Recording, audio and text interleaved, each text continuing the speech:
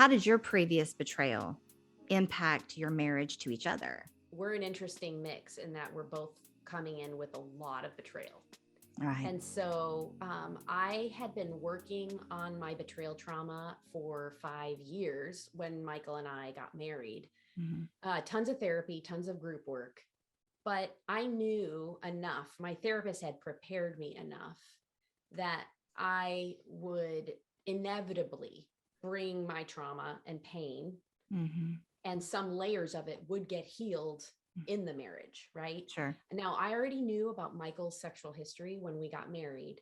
He had had a year and a half or 2 years off of pornography when we got married, but Okay. I knew it was part of his history. And so Mm. certainly I knew it was a risk. Yeah, for But sure. strangely enough, the thing that was more triggering for me were things that were completely unrelated to him acting out. So, for Mm. example, we're a blended family, and I know there's going to be a lot of people listening to us that will relate to this. So, when we got married, he had a daughter, I had a son. His daughter was 9, my son was 5 when we got married, and both kids felt extremely threatened by our union, right? Like it Mhm. was scary to his daughter that I was going to take him away from her. I mean, she tells me now, she's 20 years old now. She tells me now how much she didn't like me because it was scary to her. Oh. And so I, on an unconscious level, got super betrayal trauma triggered when Mm. Michael would show a lot of extra special attention to his daughter. Or sometimes he'd be out on a date with her and I would have panicky, like heart racing feelings like he was cheating on me.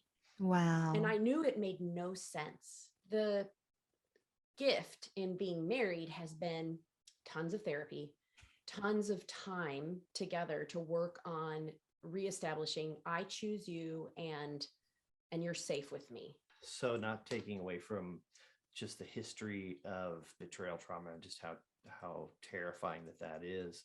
Mhm. Um, I'm going to go back even farther to my Mm-hmm. childhood and my betrayal from my parents, from siblings, from friends and stuff added up. And then, yes, when, in my previous marriage, although I cheated on her, she also cheated on me. And it Mm. was a very separate feeling, and when I went through that betrayal and that it was traumatic. I remember just the crazy thinking of going through phone records and is Mm-hmm. she at his house again and whatever. Mhm.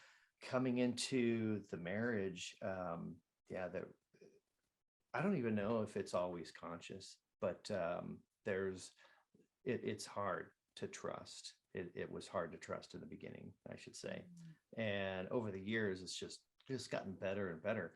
For me, I've even had like recurring dreams that she was cheating on me, and I'm like, "Yeah, this nightmare. It's terrifying." And I wake up and I'm like, "What is going on? Did that really just happen?" The dream that's so flipping Yeah. real, Right. and so yeah, this really does haunt us, and it's a very real thing that needs to be dealt with. And so, like Kristen said, just hours and hours of therapy and work, Mhm. and then we just kept doing it. That just the resolve that we're not going to give up. We're just going to continue on, not just for our kids, but just for the sake of our commitment to each other, and that we knew Mhm. that if we didn't stay married, we would just marry somebody that's just like one another anyways. We just really want to work this through and figure Yeah. this out.